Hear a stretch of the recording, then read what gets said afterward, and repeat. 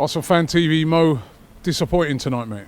Yeah, but expected, unfortunately. You know, I expected us to lose against City in the Carabao Cup final, and for the second time in a matter of days, it's, you know, just same expectation again. And one thing that I was at least hoping for today was more fight, more effort from the players, because usually, you know, when there's a big team and you get beaten, you expect them to come and respond with something. You expect them to kind of come out and show a bit of pride, show a bit more fight, and turn a team over, or at least, you know, pick up the performance level. And before City played us in the Carabao Cup final, they got dumped out of the FA Cup by Wigan.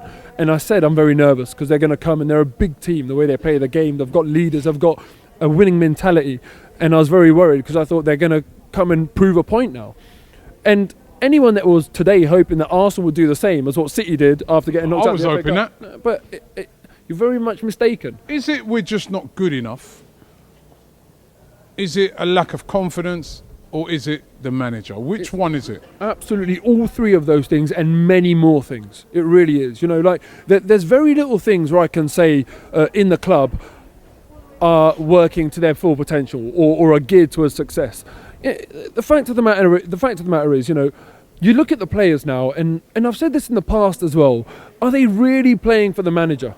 It's very, very difficult to make a case to say that the players are playing for the manager. The dressing room. It certainly looks like that, Robbie. And the problem is, at this level of football, right, when you even drop like 2, 3, 4, 5%, that's it. You're not in the game anymore. And I'll give you a couple of examples of that, right? Bayern Munich, they came here, they won their first leg. When we went to the Allianz, mentally they thought they're through already. They dropped a few percent and we went and won there, to the extent that Manuel Neuer was holding on to the ball in his own net, because at that point it's a very slippery slope and it's very hard to climb back up when you allow yourself to drop 5%. Arsenal did exactly the same thing with Ostersunds. We thought, yeah, we're already through, we dropped a little bit and we ended up having a scare.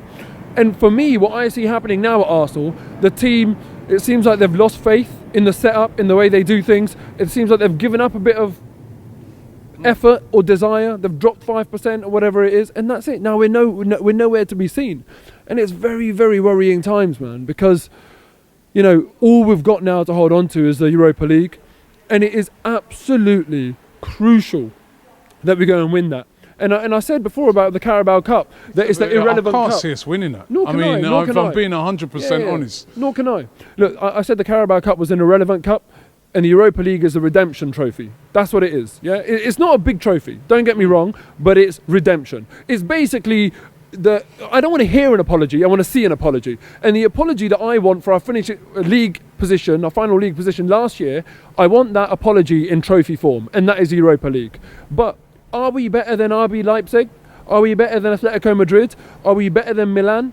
Are we better than Dortmund? I put them all higher up in terms of favourites. If we play Lyon, it's a 50-50. It's really, really going to be very difficult, man. And if we don't achieve that, is that at the end for the manager, do you feel? No. And let's be realistic about this.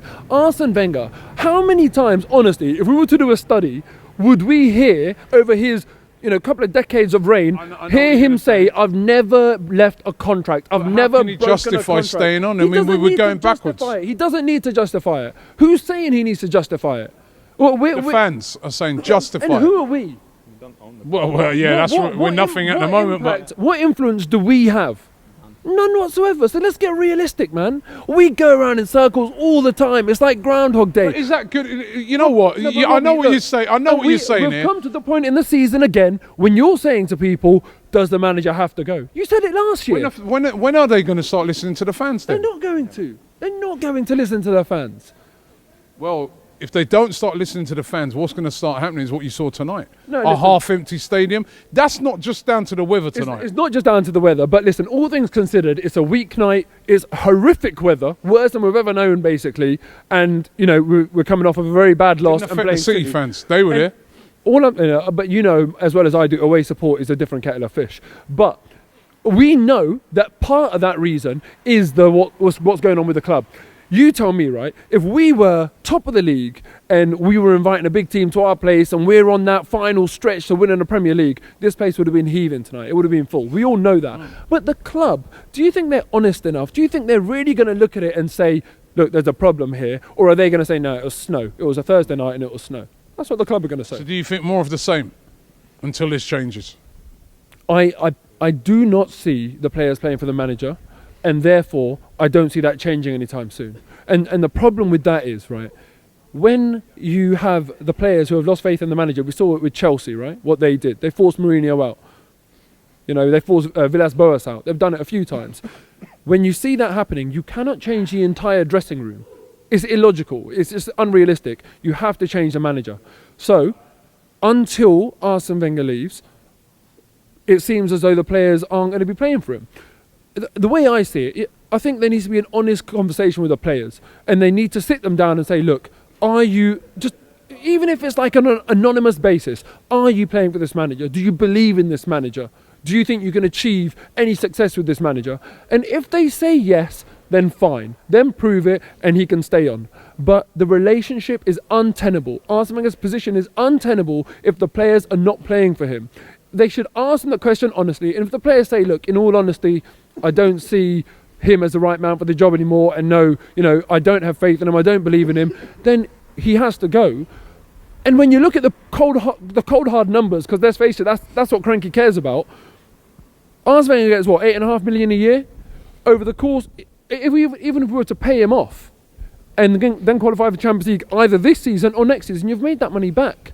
And then you look at the impact that, let's say, Gattuso has had at Milan, and you think to yourself, well, you know what? It doesn't even need to be the right long-term manager. You can actually find that, you know, over the course of a few months. But for that short-term boost, that's why clubs that are facing relegation do it, because you get a short-term boost. So, in a way, it makes business sense for the players to be managed by a man that they believe in. And right now, it doesn't look like that's Arsene Wenger. You look at Mustafi today, absolutely shocking. And you know, in fact, you know, there's no point in me digging out any players because we can go through the whole team. And when you do player ratings, you'll do that. They were all shocking today. So what can I say? I've got one apology to make, and that's to Greg James, who's an Arsenal fan, BBC Radio 1 DJ. And I tweeted him earlier on because he was doing this amazing bit for charity with Sport Relief. And I said to him, look, because he had to stop doing what he was doing because of the weather. And I said, look, for every goal Arsenal scored tonight, I'll give you £100. Sorry, Greg. I'll make a donation anyway. We're giving you a chance to be on ArsenalFanTV and give your opinion after the game. All you got to do is WhatsApp your video and hold the camera like this. Send it straight after.